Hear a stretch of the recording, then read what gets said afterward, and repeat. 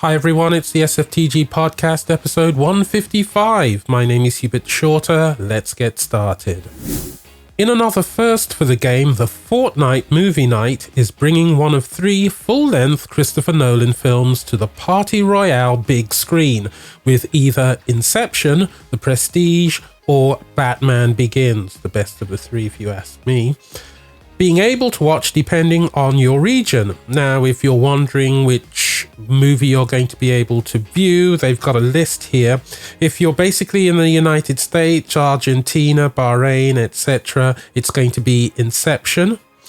If you're in the UK, it's going to be The Prestige.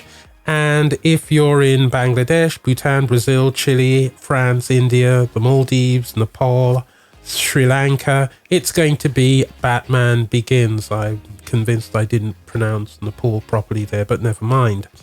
Unlike previous events that had regions assigned as a guide for attending, these Fortnite movie night events will be region locked to the above areas, and you won't be able to access them from anywhere else in the world, which makes sense if you think about it, but there you go. Anyway, and you're advised, of course, not to record your screen when you're watching it, because it will be basically a DMCA, is it DMCA? DCMA takedown, because you're sharing something which is actually copyrighted, but I know you know that anyway. So for those of you who are fans of Fortnite, get ready to enjoy some Christopher Nolan for free. Mark Zuckerberg's promise to add labels to rule-breaking posts from politicians hasn't stopped more big-name advertisers from joining an advertising boycott of the social network. And yes, it's getting bigger. CocaCola, Hershey, and Honda are among the latest high-profile companies to say that they will temporarily stop advertising with Facebook. Unilever, the company behind brands like Dove and Lipton, are also on the list. There are now more than 120 companies participating in the boycott, according to a spreadsheet tracking their names. Some companies like Coca-Cola are opting to pause their Facebook ads, but are not explicitly joining the boycott. Now, we heard over the weekend that it's even gone as far as, if you want to put it that way, I suppose, as far as the future King of England. I'm not talking about Charles, of course. They have, I suppose the word is surreptitiously, been trying to garner support amongst companies to join this boycott.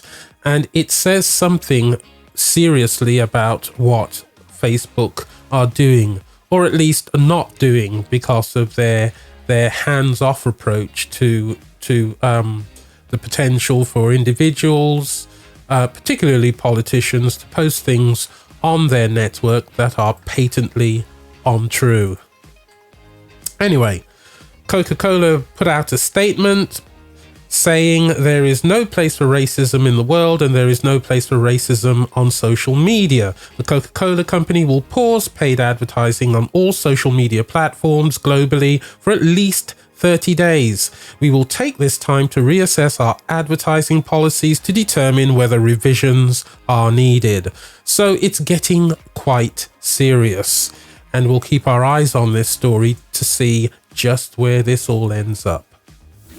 We know that Bill Murray, Dan Aykroyd, and Ernie Hudson, I really have to say that very carefully, will be reprising their roles in Ghostbusters for Ghostbusters Afterlife. What we don't know is how big of a role they will play in the film. However, thanks to a recent interview with Hudson, we've learned that the team will be suiting up in their jumpsuits again, which probably also means that they'll be gearing up with their proton packs as well. Now, Ernie Hudson has been quoted as saying that they are definitely going to be wearing those wonderful suits from the original film. Iconic, and I guess even though we've lost one of the Ghostbusters, that they will play some sort of role in stopping whatever evil there is in this new film. It's going to be exciting. We still don't know when it's going to come out. I believe we'd been told that it might have been delayed till next year. I'll have to double check on that. But anyway, the good news is that they are back and in living color, so to speak. Anyway, if you want a taste of the Ghostbusters Reunited, then check out Reunited Apart on YouTube. It's official, folks. The Last of Us Part 2 has officially sold over 4 million copies as of June the 21st, making it the fastest selling PS4 exclusive ever.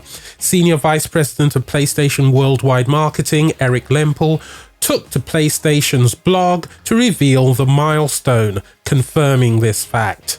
I'm quoting now. "We are so immensely grateful to the millions of fans around the world that have played The Last of Us Part 2 and shared their experiences with us over the last week."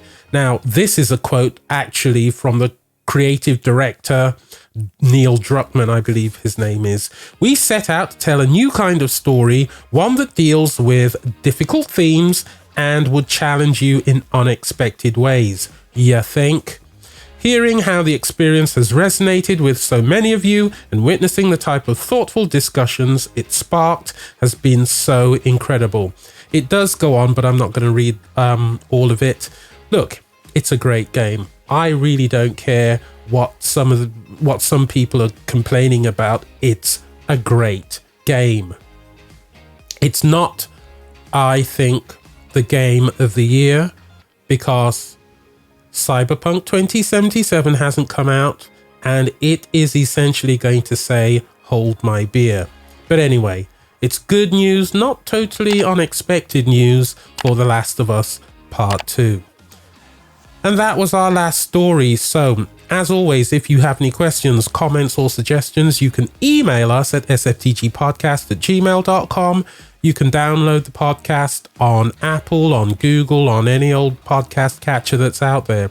You can follow us on Instagram, Pinterest, Tumblr, and Twitch. Doing a lot of streaming recently. Anyway, my name is Hubert A. Shorter, and I will see you next time.